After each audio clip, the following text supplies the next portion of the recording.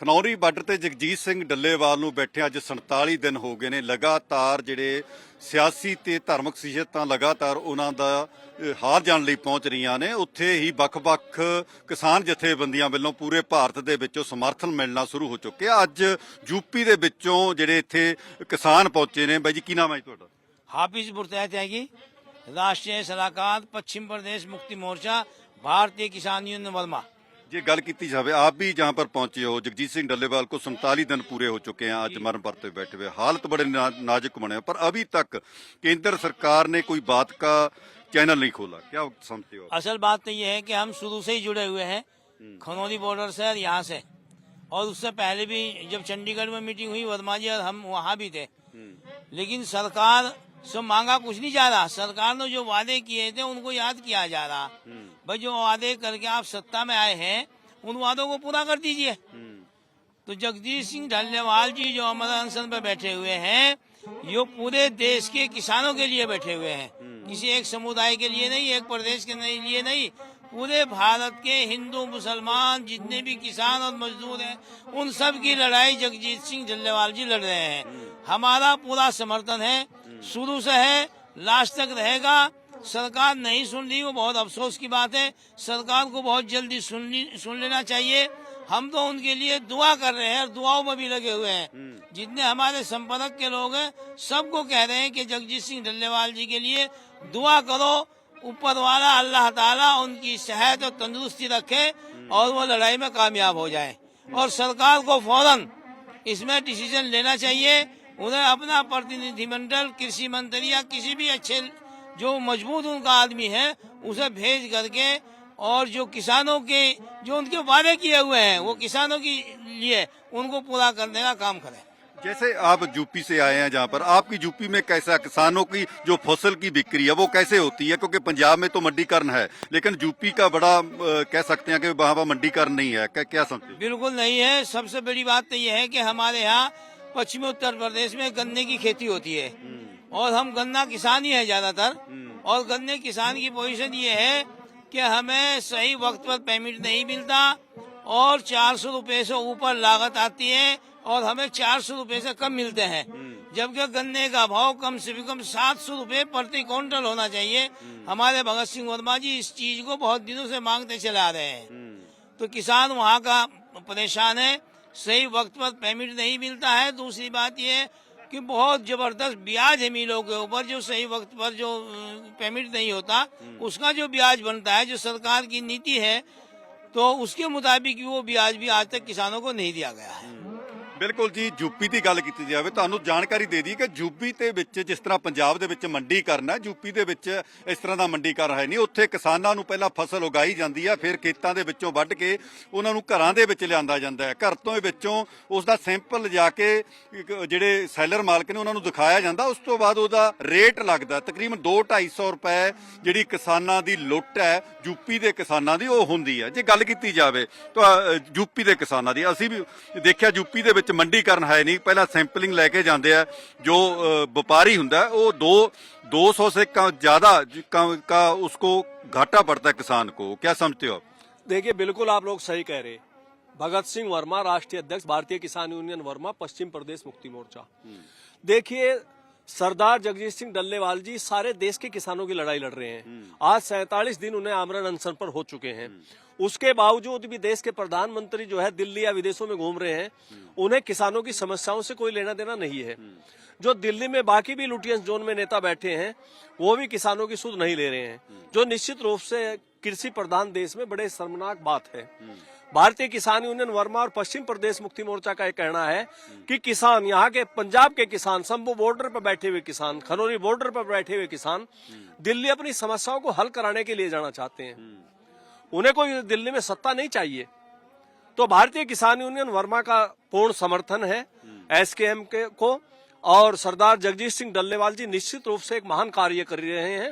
जिस तरह से आजादी की लड़ाई में शहीद आजम भगत सिंह का योगदान था, आने वाले समय में उनका इतिहास में नाम होगा।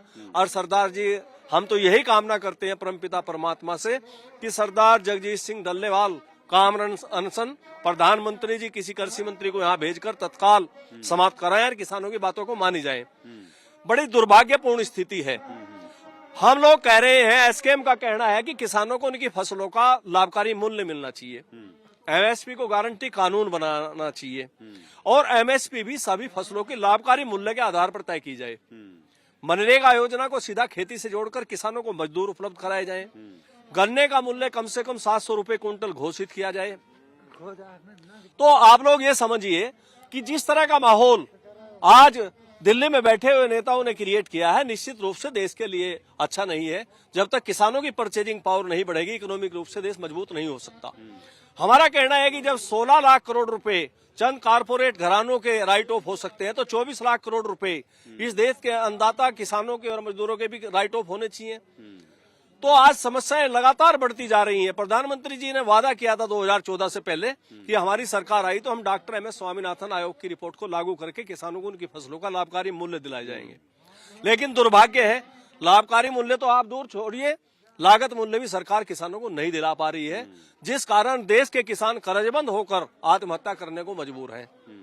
तो बराबर हम लोग भारतीय किसान यूनियन वर्मा, पश्चिम प्रदेश मुक्ति मोर्चा, जिस तरह से हम लोग बराबर यहाँ खनौरी बॉर्डर पर आ रहे हैं, शंभू बॉर्डर पर हम लोग रहते हैं कई कई दिन तक, और बराबर हम लोग जो है पश्चिमी उत्तर प्रदेश में और उत्तर प्रदेश में भी बराबर आंदोलन कर रहे हैं। और निश्चित रूप से आज इस देश का किसान त्रस्त है, परेशान है, फटे हाल है, उसके पास पैसे की स्थिति बहुत खराब है, क्रय शक्ति उसकी जीरो हो गई है। तो प्रधानमंत्री जी को परमपिता परमात्मा सद्बुद्धि दे और इस आंदोलन को सारी बातें किसानों की मानकर जो है इस आंदोलन को समाप्त करने का काम करे।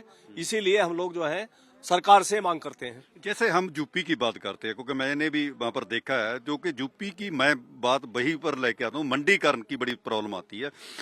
वैसे सरकार कह रही है कि हम किसानों को ऊपर उठाना चाहते हैं, उनकी जो स्थिति है उसको बढ़िया बनाना चाहते हैं। क्या लगता है कि मंडीकरण यूपी में ही होना चाहिए जैसे पंजाब में?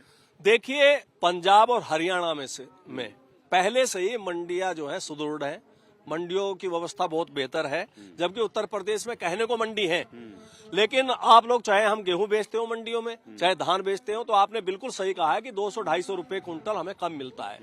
इसी कारण से हम लोग तरावड़ी मंडी में, करनाल की मंडी में अपना धान बेचने को मजबूर हैं। तो हमारा कहना यह है कि जिस तरह की व्यवस्था पंजाब और हरियाणा में किसानों के धान खरीद की है, गेहूं खरीद की है, उत्तर प्रदेश में भी इसी तरह की व्यवस्था होनी चाहिए। और वो एमएसपी गारंटी कानून की लड़ाई जो डल्लेवाल जी आज हिम्मत से बहुत लड़ रहे हैं, और निश्चित रूप से उनकी बड़ी महानता का काम है। हम लोग तो ये चाहते थे कि आमरण अनशन समाप्त किया जाए, लेकिन वो बिल्कुल मानने को तैयार नहीं है। उन्होंने कहा है कि मैं रहूं ना रहूं, लेकिन मैं मरते दम तक किसानों की लड़ाई लड़ता रहूंगा।